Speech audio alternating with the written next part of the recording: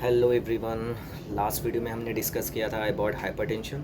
आज हम लोग उसके stages, consequence, symptoms and management के बारे में जानेंगे।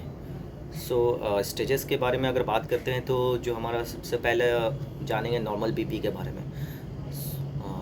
नॉर्मल बीपी का नंबर जो होता है वो 120/80 से लेस देन एंड अगर थोड़ा इससे इंक्रीज़ होता है मीन्स 129 से लेकर के सिस्टोलिक, अगर 130 के अराउंड रहा और एंड डायस्टोलिक लेस देन 80 रहा तो इट मीन्स के वो एलिवेटेड है, स्लाइटली एलिवेटेड है।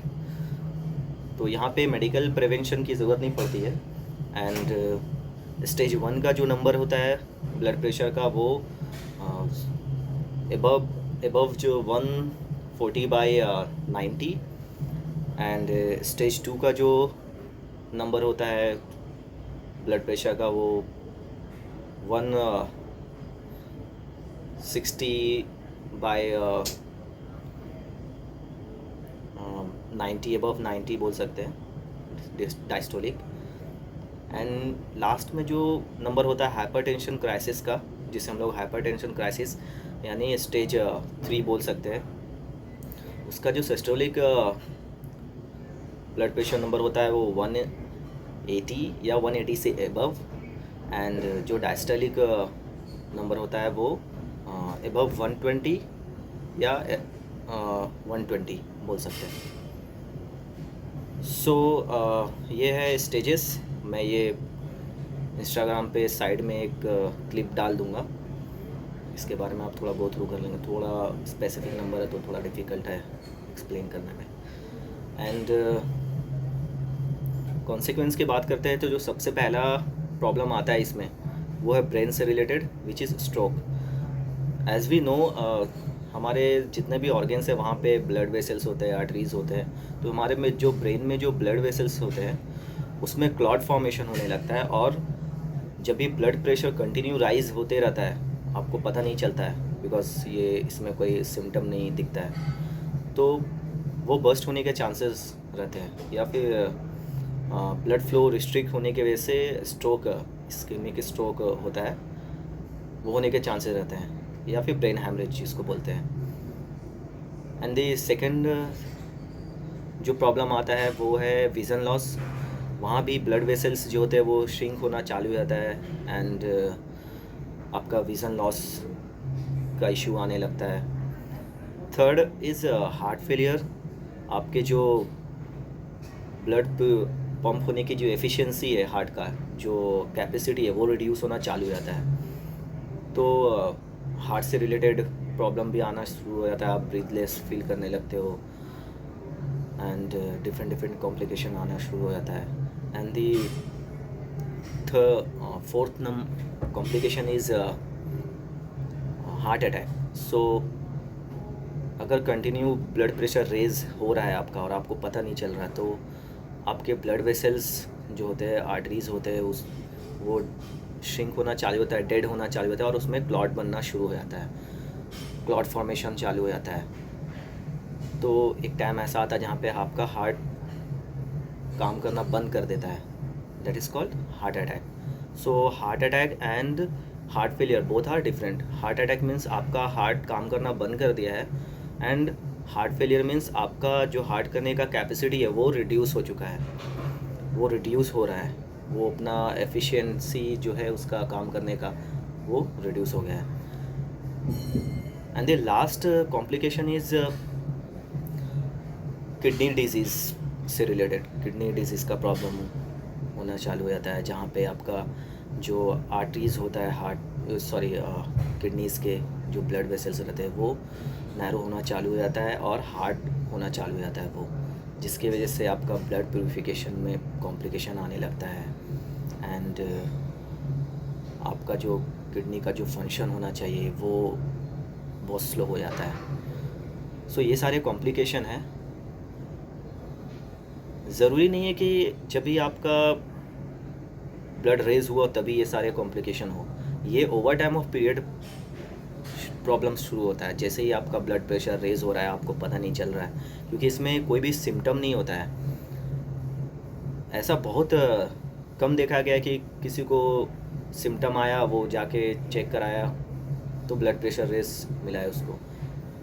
बहुत ज़्यादातर प्रॉब्लम क्या होता है कि आप एक्सीडेंटली किसी डिजीज़ का इलाज कराने गए हो डॉक्टर के पास और देखा गया है कि आपका ब्लड प्रेशर मेज़र किया तो वो बहुत हाई दिखा रहा है या फिर एलिवेटेड है या स्टेज 2 में है।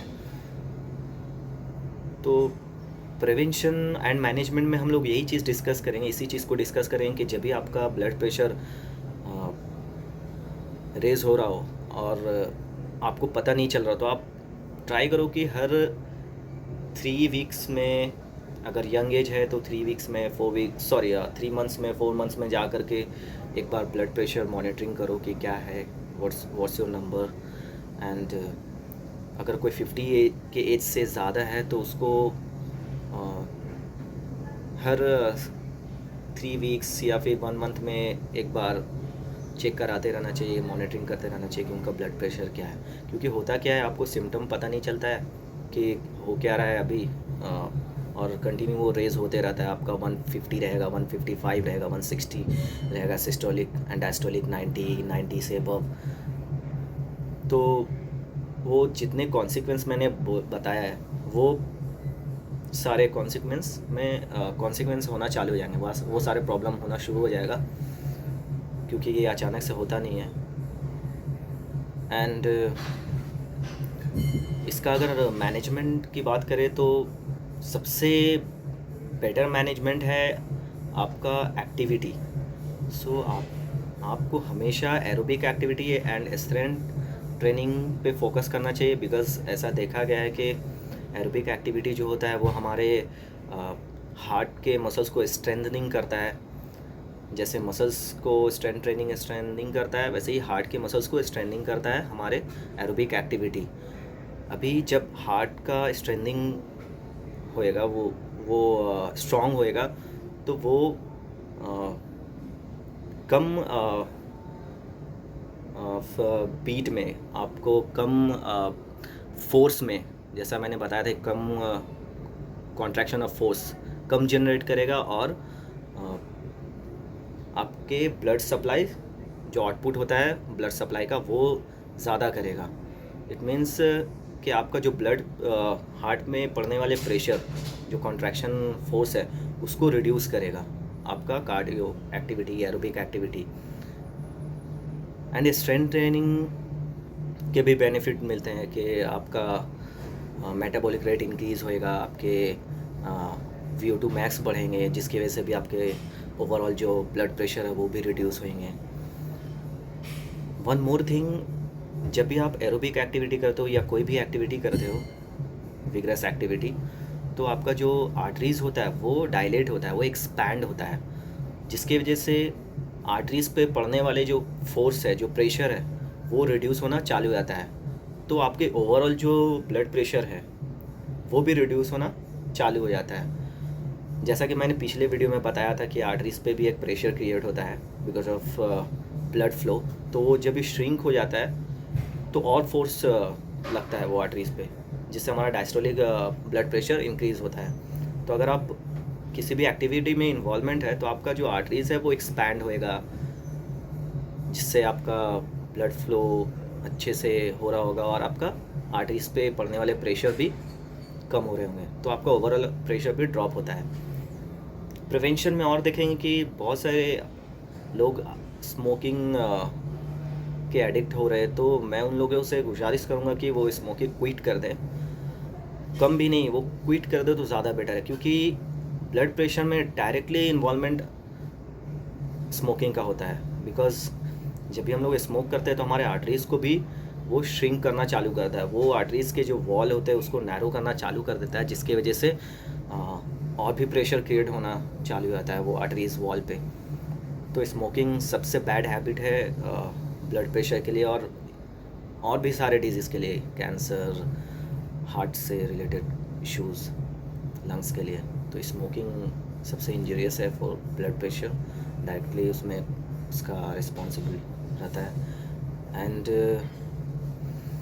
वन मोर थिंग, डाइट का जो पार्ट है वो मैं इसमें ज़्यादा डिटेल में नहीं जाऊँगा, क्योंकि that is a different thing, that is a different part.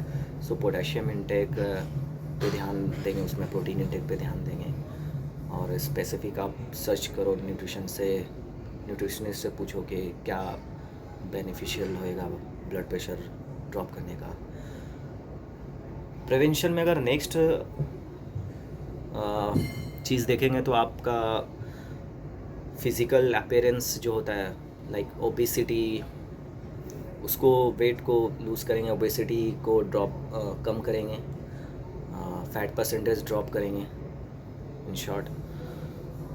And ये सारे इश्यूज़ है। सो आज का ये टॉपिक यहीं पे फिनिश करते हैं, ज़्यादा डिटेल हो जाएगा और भी चीज़ें मैं ऐड करूँगा तो।